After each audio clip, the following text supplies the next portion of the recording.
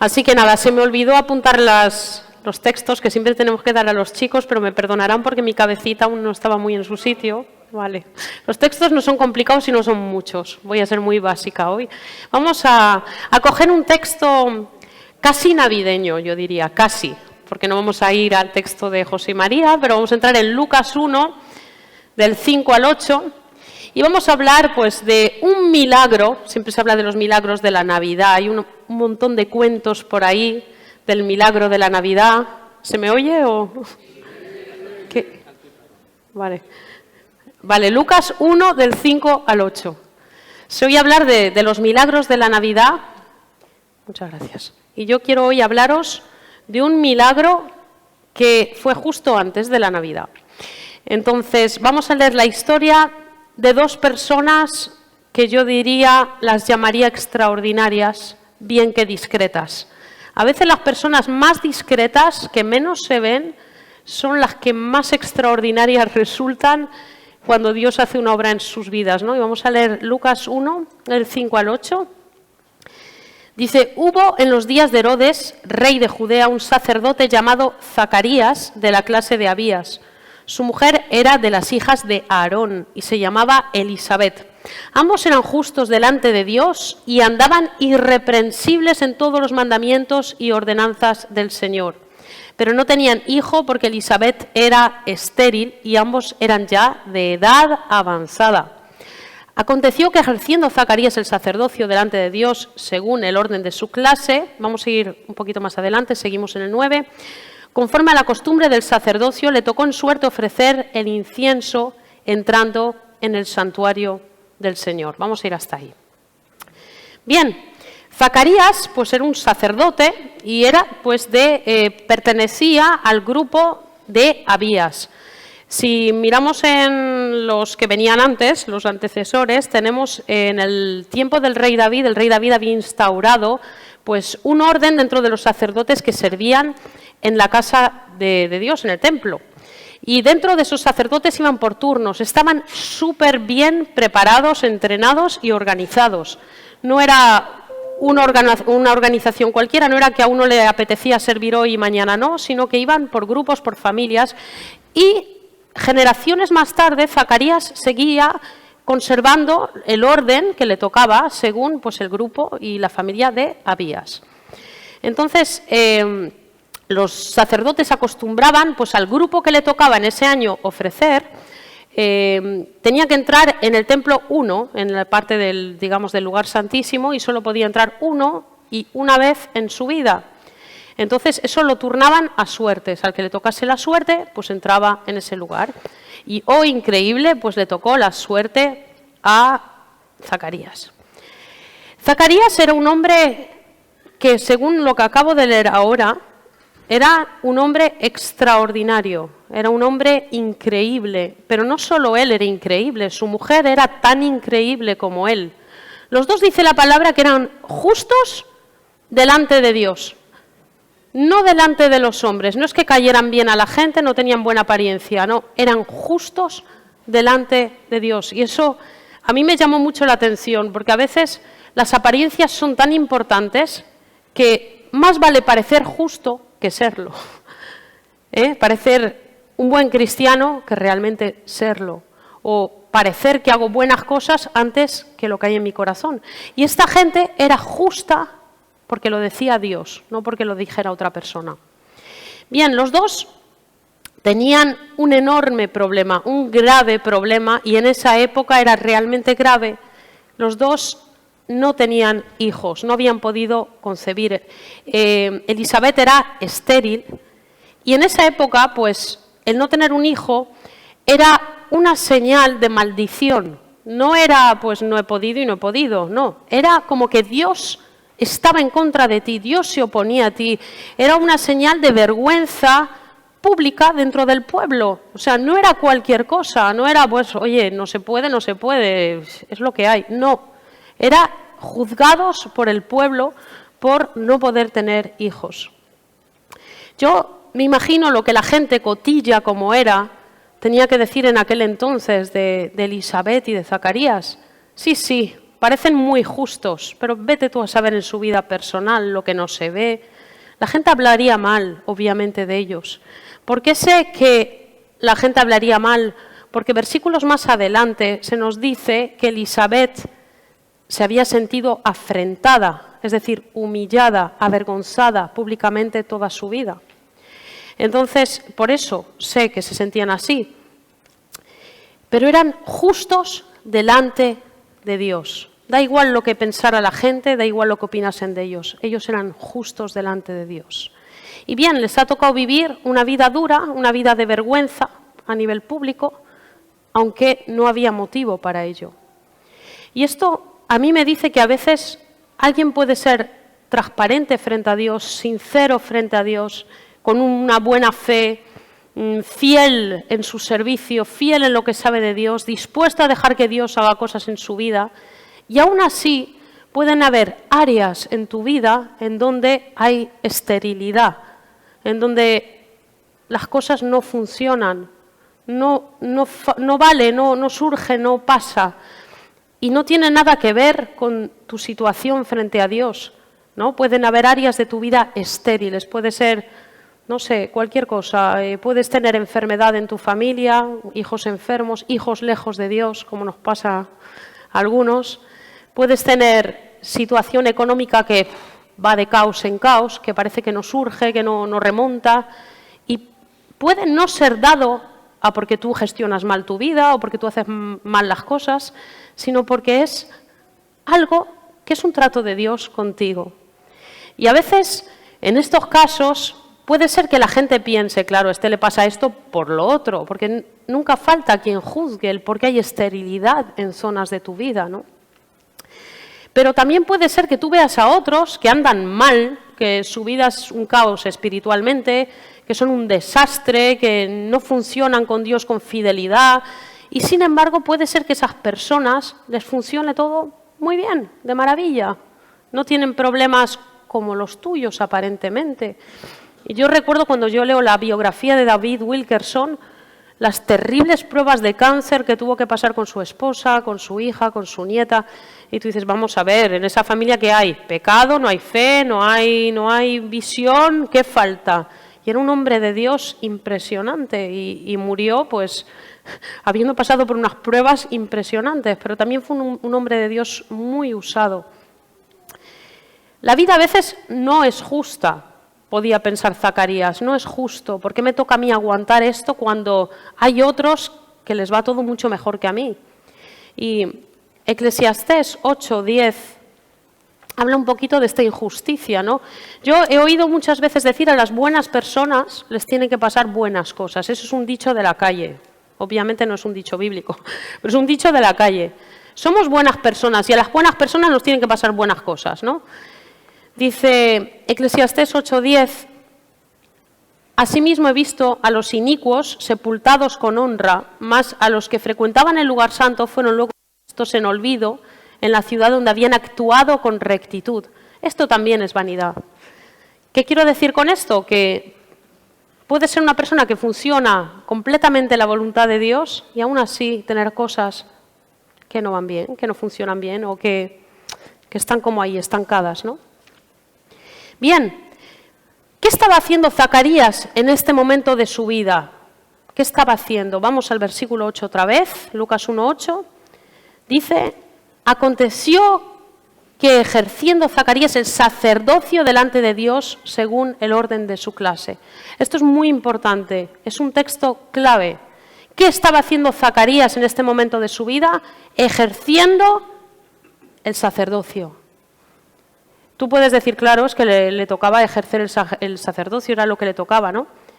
Y a mí me maravilla que una persona expuesta a una vergüenza, porque tenemos que entender esto, era como un castigo de Dios, la gente lo veía como un castigo de Dios. Entonces, puede ser que Zacarías pensase en un momento dado, ¿qué tiene Dios contra mí? ¿Por qué Dios a mí no me da lo que yo quiero? ¿Vale? Puede ser que Zacarías pensara en un momento que era algo personal entre Dios y él. Y sin embargo, Zacarías, ¿dónde está? Sirviendo a Dios. Y eso es lo más increíble. Las personas que son capaces, a pesar de todo, de mantenerse en los años, porque era anciano, era viejo, no era un jovencito. Y se habrá casado con su mujer, se casaban jóvenes de aquellas, no se casaban como hoy en día que a los 40 años te estás pensando si eres bastante maduro para casarte. De aquellas, las chicas adolescentes ya se quedaban embarazadas, era lo normal, era algo jovencitos todos. Entonces, llevaría muchos años con Elisabet. Y llevaba también todo ese tiempo, sabéis que entraban en el sacerdocio con 20 años y con 25 ya estaban sirviendo en el templo más fuerte. Pues llevaría toda su vida sirviendo. Y aún así se mantenía firme en su fe. Aunque este hombre no entendía por qué le sucedía lo que le sucedía, pero él estaba en el lugar esperado, estaba sirviendo. Y a mí me parece increíble, ¿no? Cuando las cosas no nos van bien o cuando algo te toca las narices y piensas, de esto tiene la culpa Dios. Si me he quedado en las ruinas porque Dios lo ha permitido. Si le ha pasado esto a mis familiares porque Dios lo ha permitido. Y al primero que acusamos de lo que nos pasa es a Dios. Al primero que queremos castigar porque nos ha hecho daño a nuestra personita es a Dios. Y no entendemos eso de la permanencia en los años. De estar en el lugar que te corresponde, haciendo lo que te corresponde en el tiempo, porque las personas que perseveran, que persisten y que permanecen son las que ven milagros que otras jamás verán, porque se van antes de tiempo, porque fracasan antes de tiempo y porque su fe la tiran a la basura antes de tiempo. Bien, vemos que en este momento de la historia de esta pareja de edad avanzada, ya no había posibilidades de que Elisabet se quedase embarazada ni con un milagro, o sea, ni aunque perdiera su esterilidad, porque ya era vieja, le pasaba un poquito como a Abraham y Sara, y yo me imagino que ellos conocerían perfectamente la historia de Abraham y Sara y habrán meditado en esa historia más de una vez, pero jamás habrán pensado que Dios podía hacer algo similar con ellos. Pero eran viejos, ya no había posibilidades. A nivel humano no había ninguna posibilidad de que ella se quedara embarazada. Se acabó el tiempo. ¿Sabéis? A veces esperamos milagros de Dios y cuando pasan los años, cuando ves que las cosas se mueven para otros y para ti no, y las situaciones no cambian y tal, puede llegar un momento que tú dices, se acabó el tiempo. Hasta aquí le he dado tiempo y margen a Dios, a partir de ahora se acabó el tiempo. Y Zacarías se encontraba en esta tesitura, se acabó el tiempo. ¿Vale? Y entonces vemos que en esta situación Zacarías lo menos que se imaginaba es que Dios podía cumplir un sueño que ya estaba muerto dentro de su corazón. Ese sueño ya lo había enterrado porque le dolía demasiado, ¿vale? Y hay a veces áreas naturales en nuestras vidas, sueños que jamás parece que vamos a lograr alcanzar. Puede ser a nivel de una relación, puede ser a nivel de la economía, puede ser a nivel de muchas cosas. Y uno puede pensar, hasta aquí ha llegado el tiempo. Y a lo mejor puedes escuchar esto y decir, ay, pues hoy vamos a declarar que sí voy a tener la pareja que quiero, sí que voy a tener la economía. No es la meta de este mensaje. Estábamos hablando que Dios trabaja de forma oculta, Dios trabaja en lo secreto, Dios trabaja cuando no veo y su propósito está tan por encima de mi comprensión y yo sé que estoy dentro de un propósito que va más allá de mi comprensión y esto es muy importante y es algo tan increíble ese propósito que aún nuestro mayor deseo ni siquiera roza el propósito de Dios. A veces nuestros sueños son sueños naturales. ¿Quién no desea tener una pareja que le quiera? ¿Quién no desea tener una buena economía? ¿Quién no desea tener hijos que estén en los caminos del Señor? ¿Quién no desea un montón de cosas? Pero el propósito de Dios es como que va muy por encima y se queda corto. O sea, mi sueño se queda corto a lo que es ese propósito. También puedes pensar, mira, esta situación ya está muerta. No quiero volver a hablar de este tema porque ya estoy harto. Esto ya está caducado. Y Dios quiere resucitar en este día todas esas áreas muertas dentro de tu vida, todas esas áreas donde crees que ya estás estancado, donde se acabó. Dios quiere traer un renuevo, una resurrección en lo que está muerto dentro de nuestros corazones. Dios hace las cosas a su forma, a su manera y en su tiempo. Y eso es algo que tenemos que comprender cuando yo espero algo de Dios. Yo a veces cuando estoy orando por algo, oro y me hago una imagen de lo que va a pasar después.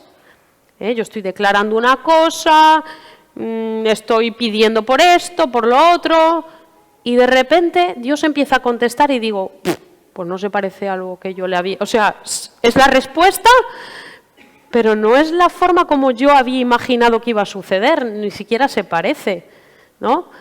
Y son las formas que Dios tiene de sorprendernos. Sí que Dios contesta las oraciones, pero a su forma, a su manera y a su tiempo. Isaías 54, del 1 al 3. Y es un texto que ya nos va a ir resultando muy familiar, porque parece que es el texto que nos ha seguido un poco en este tiempo. Dice, regocíjate, oh estéril, la que no daba luz, levanta canción y da voces de júbilo, la que nunca estuvo de parto, porque más son los hijos de la desamparada que los de la casada, ha dicho Jehová. Ensancha el sitio de tu tienda y las cortinas de tus habitaciones sean extendidas. No seas escasa, alarga tus cuerdas y refuerza tus estacas. Porque te extenderás a la mano derecha y a la mano izquierda, y tu descendencia heredará naciones y habitará las ciudades asoladas. Mirad, a veces Dios permite que me falte algo, un deseo natural, algo que yo tengo en mi corazón, para crear en mí algo mucho más profundo, algo mucho, mucho más profundo. Yo me he dado cuenta que cuando te falta algo, solo Dios puede llenar ese vacío. No hay forma de llenar ese vacío. Uno cree que solo esa cosa que yo deseo va a llenar mi vacío. Pero no, Dios a veces permite esos vacíos, esos pozos dentro de nuestras vidas. Cuando uno pasa por un sufrimiento, cuando uno pasa por una situación que te derriba, te tira, se van creando pozos, vacíos dentro de nuestras vidas. Y lo más increíble es que Dios no coge tierra y empieza a llenar el pozo, no. Coge nuestro corazón con esos vacíos, con esas faltas, y la limpia del odio, la limpia del rencor, la limpia del dolor, la limpia de tantas cosas que se acumulan en los pozos, que son cosas inadecuadas y que solo Él puede quitar y desarraigar de nosotros. Y cuando la limpia, empieza a llenarla de agua y de agua viva. Y la llena de tal manera que empezamos a ser bendición para otros. Cuando tú no tienes un pozo dentro de ti, tampoco tienes ese potencial para bendecir a otros. No hay vacíos dentro de tu corazón, todo te va bien, todo te funciona bien, entonces acabas siendo una persona superficial que vive de lo que le satisface y que poco te importa lo que le pasa a los demás. Pero cuando empiezan a haber esos pozos en los corazones, alégrate, es un excelente momento para pedir a Dios que te llene con su agua viva. Vamos a leer Juan 7, del 37 al 39. Juan 7, del 37 al 39. Dice, en el último y gran día de la fiesta, Jesús se puso en pie y alzó la voz diciendo, si alguno tiene sed, venga a mí y beba. El que cree en mí, como dice la Escritura, de su interior correrán ríos de agua viva. Esto dijo del Espíritu que habían de recibir los que creyesen en él. Y eso es lo increíble con Dios. Cuantos más vacíos en tu vida, regocíjate. Me faltó de todo, Señor. No tuve el apoyo de un padre, no tuve el apoyo de una madre, no tuve esto, no tuve el otro. Regocíjate. Empieza a entregar el dolor que eso te ha generado. Perdona a quien tengas que perdonar. Y luego pide que Dios te llene con su agua y lo llene hasta salir, hasta brotar, hasta que eso caiga sobre otros, bendiga a otros. Que tus pozos, que tus vacíos den vida a otros. Salmo 84, 5. Salmo 84, 5. Salmo 84, 5, 6 y 7. Dice, bienaventurado el hombre que tiene en ti sus fuerzas, en cuyo corazón están tus caminos. Atravesando el valle de lágrimas lo cambian en fuente, cuando la lluvia llena los estanques. Irán de poder en poder. Verán a Dios en Sión. Se cambia la situación. Ya no somos pobres desgraciaditos. Somos gente que bendice, que sobreabunda en bendiciones hacia otros. Dale gloria a Dios por tus carencias, por lo que no entiendes, por lo que no funciona. Y empieza a dejar que el Espíritu Santo llene con sus manantiales esos vacíos en tu corazón. Estamos entrando en una nueva dimensión de fe, estoy convencida de eso. Hemos entrado con la fiesta de Navidad, antes ya teníamos algo nuevo que se había impartido. Estamos entrando en un nuevo tiempo. Y en ese tiempo tenemos que empezar a ver la fe como lo que es realmente. La fe es esa convicción de que Dios va a obrar mucho más allá de lo que estoy viendo, que Dios es capaz de crear de la nada, que aun cuando no veo vida, aun cuando no veo esperanza, aun cuando no veo nada, Dios está obrando en la oscuridad. Amén. Bien, Él es el único que puede llenarnos de paz, de gozo en medio de cualquier tribulación y, sobre todo, pasar de vidas estériles a vidas fructíferas. Y yo creo que en este tiempo es un tiempo de pasar de vidas estériles a vidas fructíferas, de vidas que al pensar en sí mismas eran estériles, no producían, a vidas que se entregan y empiezan a dar, empiezan a producir. Bien, Zacarías, versículo 8, sigue sirviendo como siempre hemos dicho.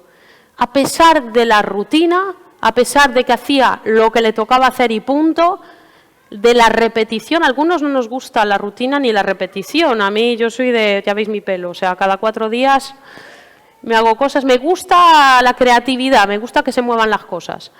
Y este hombre seguía su rutina y su forma de trabajar diaria. ¿Cuál es tu rutina? ¿Cuál es tu como siempre? ¿Qué es lo que te toca hacer sirviendo a Dios? Que no te gusta, que te aburre, pon sillas, ujieres, regaña a este, regaña al otro, me está perturbando en la alabanza, no puedo ni alabar. Eso son rutinas para algunos, para otros es estar aquí, pelear con otras cosas. Cada uno tiene sus rutinas, dentro de la iglesia, fuera de la iglesia hay trabajos, hay cosas. Pero como dije antes, algunos lo tiran todo a la basura y pensando a lo mejor que Dios no ha hecho conmigo como yo merecía, no me ha tratado a la altura de lo que yo merecía. Y cuando dejamos que la desilusión supere lo que es nuestra convicción, y lo voy a repetir, cuando dejamos que la desilusión supere nuestra convicción, estamos acabados. Si tú dejas que las cosas que te han desilusionado, y en general siempre decimos que es Dios o que son los hermanos o que es otro que nos ha desilusionado, pero nunca tenemos nosotros la culpa de la desilusión. La desilusión siempre pensamos que nos la crean los demás, pero cuando dejo que esa desilusión supere la fe que hay en mi corazón, se acabó, ya no hay nada que hacer. Pero aquella mañana Zacarías, ¿qué tenía que hacer? Tenía que quemar incienso en el santuario del Señor. Dios le había dado cita a Zacarías, pero Zacarías no lo sabía. Zacarías se pensaba que iba pues, a lo que tocaba, pero Dios le había dado cita. Es una cita que ya había sido planificada hacía mucho tiempo, pero él no lo sabía. Y vemos que aparece el ángel Gabriel, y podemos seguir leyendo el relato de Lucas 1, en el versículo 11. Vamos del 11 adelante. Lucas 1, 11. Dice, y se le apareció un ángel del Señor puesto en pie a la derecha del altar del incienso, y se turbó Zacarías al verle y le sobrecogió temor. Pero el ángel le dijo, Zacarías, no temas, porque tu oración ha sido oída, y tu mujer Elizabeth te dará a luz un hijo, y llamarás su nombre Juan. Y tendrás gozo y alegría, y muchos se regocijarán de su nacimiento, porque será grande delante de Dios, no beberá vino ni sidra, y será lleno del Espíritu Santo aún desde el vientre de su madre.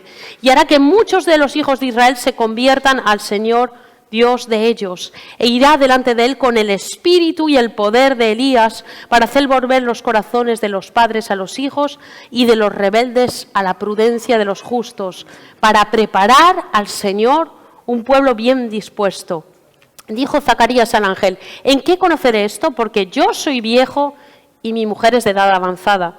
Respondiendo el ángel le dijo, yo soy Gabriel, que estoy delante de Dios y he sido enviado a hablarte y darte estas buenas nuevas. Y ahora quedarás mudo y no podrás hablar hasta el día en que esto se haga, por cuanto no creíste mis palabras, las cuales se cumplirán a su tiempo. Madre mía, qué duro este ángel Gabriel. Bien, obviamente es un relato un poco extraño. Le dice primeramente, tu oración ha sido escuchada. yo le diría, perdón Ángel Gabriel, vamos a rememorar. No he hecho una oración por este tema, he hecho 1.500.000, 800 millones, lo que sea, pero no he hecho una oración. He hecho muchísimas oraciones durante muchos años y no me has contestado, nadie me ha contestado, nadie me ha dicho nada. Tu oración ha sido escuchada. Qué cosa tan extraña. Esa oración concreta, ese deseo para Dios, aunque fue repetido 1 millar de veces probablemente, Dios lo había hecho como una oración, y una oración que se había mantenido en el tiempo, que estaba presente delante de Dios constantemente.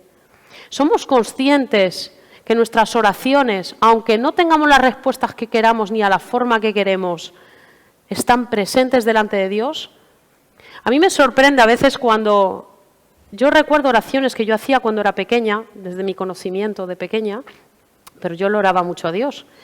Y hay cosas que Dios me dijo hace pocos años o incluso en estos tiempos, me respondió claramente a oraciones que yo había hecho de pequeña.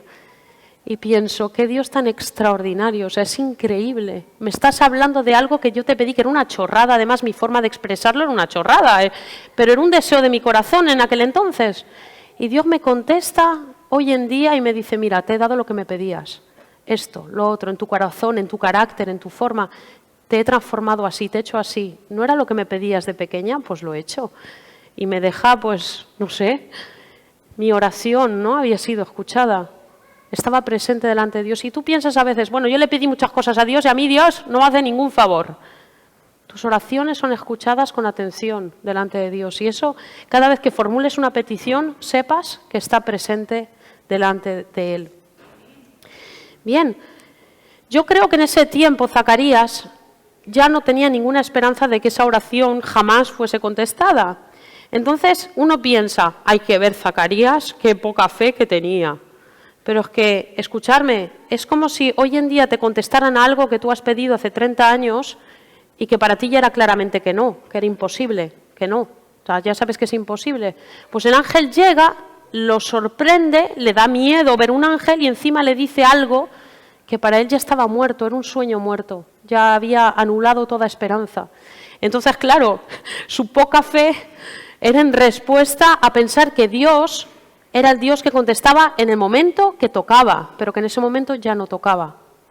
Yo me imagino que Zacarías hubiera podido responder, mira, ya es tarde, ahora ya no puede ser. Yo no sé si te han explicado en el cielo cómo funciona esto, pero en la tierra, cuando las mujeres ya no tienen la regla ni tienen nada, ya pasó el tiempo. O sea, va a ser que encima era estéril mi mujer, pero es que ahora menos, ¿vale? Entonces él se encontró con esa duda, con esa cosa, ¿no? Y se quedó mudo por eso, ¿no? Se quedó mudo por esa incredulidad. Y yo me acordé, preparando esto, de una canción de Jesús Adrián Romero, que me vino la letra otra vez. Y dice, y yo que pensaba que habías olvidado todas esas cosas que algún día te pedí, todas las canciones que un día te escribí. Y me he dado cuenta que han estado allí haciendo memoria delante de ti. No te has olvidado de lo que escribí, pero me conoces y es tu decisión y a su tiempo me darás lo que es mejor. Acordé de esta canción que era muy bonita, ¿no? A veces como llegamos a un punto que ya no creo que Dios pueda obrar, pero Dios siempre está obrando a nuestro favor. Amén. A nuestro favor. Amén. Bien, esta pareja podían haberse sentido abandonados por Dios, pero aún así Dios había reservado lo mejor para ellos. Yo no sé si somos conscientes que Juan el Bautista, que tenía el espíritu de Elías dentro de él, Juan el Bautista no era cualquier niño, no podía ser educado por cualquier padre. Dios les concedió a Elisabet y Zacarías lo imposible, es decir, tenían que criar a un bebé lleno del Espíritu Santo desde el vientre. No era cualquier bebé. No podía criarlo el vecino de al lado que tenía 10 hijos. No, Señor. Tenían que criarlo 2 personas que eran justas delante de Dios. 2 personas piadosas, que eran ancianas y que habían pasado su vida sirviendo a Dios. 2 jovencitos no hubieran servido para esta función. Juan el Bautista tenía un trabajo muy especial, único, diferente de todos los demás. Y no cualquiera estaba cualificado para educar a este niño. Sin embargo, Dios los escogió a ellos. Cuando ellos se pensaban abandonados por Dios, rechazados por Dios, Dios había pensado en ellos como lo más selecto, como lo mejorcito. Cuando Dios llama, nada es normal. Vemos que cuando ellos nace el bebé y lo presentan, lo circuncidan al 8º día, los vecinos pues ya estaban diciendo, ¡hala! Este niño se va a llamar Zacarías, como toca, como su padre. Y no, ese niño no se iba a llamar Zacarías. Sabéis que era la tradición, que como se llamara el padre se tenía que llamar el hijo. Y el trabajo que hiciera el padre lo tenía que hacer el hijo. Pero este niño no era un niño normal. No se llamará como su padre. No va a tener el trabajo de su padre. No va a servir como su padre. Porque este niño lo llama el cielo. Le da nombre el mismo Dios. Se llama Juan. Es diferente. Es diferente porque tiene un llamado diferente, porque tiene una visión diferente y porque tiene un poder mayor del que cualquiera hubiera tenido hasta ese tiempo.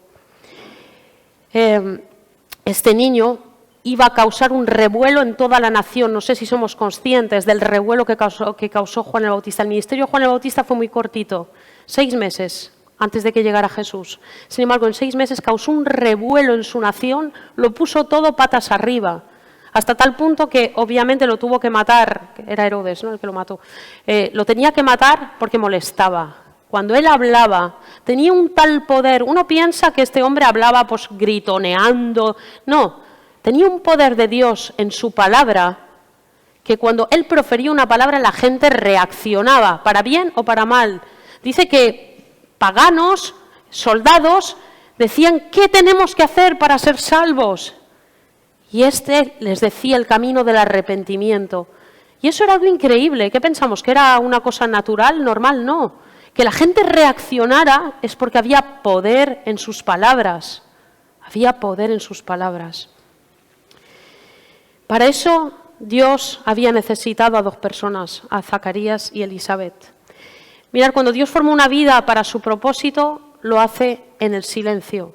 No esperes que haya chimbombas y de todo, y petardos y lo que sea. No, cuando Dios hace algo, no esperes que te aplaudan. Cuando Dios está obrando en tu corazón, no va a haber alguien que te reciba con una pancarta. A veces es eso, queremos que... No, pero ver lo que Dios está haciendo en mí. No. Cuando Dios obra cuando nadie ve. Cuando parece que estás más solo, más abandonado, más triste, Dios está obrando en tu vida. Y Dios obra en esa gente que se queda en su lugar, que se agarra a su lugar y de aquí no me van a mover. Va a pasar el tiempo, van a pasar tempestades, van a pasar situaciones caóticas, va a pasar de todo. Pero a mí vas a volver y a menos que esté muerto estaré aquí. Amén. Eso es lo que Dios está buscando, gente determinada, no gente de los que son normales. ¿Tú puedes ser un cristiano normal? Sí. Bueno, normal, no sé qué se llama un cristiano normal realmente. En nuestra sociedad ha creado cristianos normales, pero la Biblia no. Pero tú puedes ser un cristiano rutinario, asistes a la iglesia, haces tu vida normal, todo normal. O puedes ser de esos cristianos que se agarra a Dios y dicen, no te voy a soltar hasta que no hagas conmigo lo que tienes que hacer.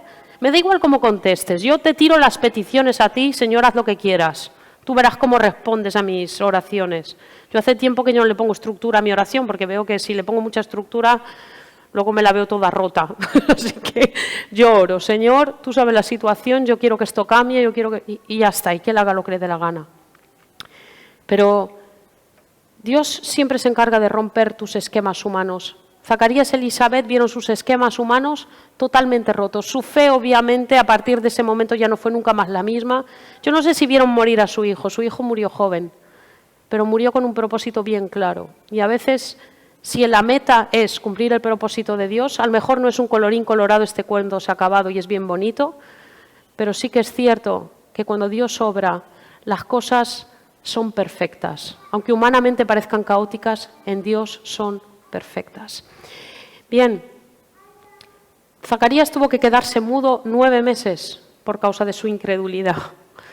Y a veces, no sé si a lo mejor si hubiera hablado durante esos 9 meses hubiera dicho alguna cosa negativa sobre lo que estaba pasando, no lo sé. Pero no lo sabemos porque se cayó, los 9 meses no pudo hablar. Pero a veces nosotros declaramos cosas orando Señor, creo en este milagro, creo que tú vas a hacer esto, creo que vas a tocar la vida de Pepito, de Menganito, vas a cambiar esto, vas a cambiar lo otro. Y luego cuando hablas en tu vida diaria, profieres todo lo contrario. No, esta persona está, vamos, olvídate, este no se salva ni... O decimos cosas negativas de lo que Dios está haciendo. Intentemos ser coherentes. Cuando oro, tener la misma fe que cuando luego hablo de las situaciones, ¿no? Yo puedo decir, yo creo que esta persona Dios la va a tocar, la va a salvar, y luego digo, madre mía, qué pesado, qué asco, que no sé qué. Estoy diciendo exactamente lo contrario de lo que es mi oración, ¿vale? Y a veces oramos con fe, pero nuestra fe llega hasta que tenemos los primeros obstáculos, hasta que el tiempo pasa, hasta que se nos va la primera euforia. Y a mí me da mucho miedo que esa primera euforia que hemos traído hace poco, de este retiro de oración, se vaya muriendo en algunos. Que algunos ya, esa fe que Dios ha puesto en el corazón empieza a bajar, porque vuelve a haber trabajo, vuelve a haber la rutina, vuelve a haber la sobrecarga, y entonces todo eso cae. Y es a nosotros de avivar ese fuego. A veces estamos diciendo a Dios, Señor, aviva el fuego que has puesto en mí. No, no, no, avívalo tú. Avívalo tú, busca a Dios, clama a Dios. Si hay gente que te es tóxica, que te baja, busca tú a Dios. Sepárate de lo que te hace daño, sepárate de lo que te puede perjudicar, lo que mata al espíritu dentro de uno, lo que hace que se apague y que parece que no hay espíritu. No permitas que pensamientos negativos te hundan y te lleven fuera del propósito de Dios. Si Dios ha dicho que me va a llevar allí, me va a llevar allí. ¿En cuánto tiempo? ¿De qué forma? Si hay un naufragio entre medias, no lo sé. Lo que sé es que voy a llegar al otro lado. Y no solo es proclamarlo, es creerlo, pero es caminar con persistencia y con perseverancia. Que el Señor nos bendiga.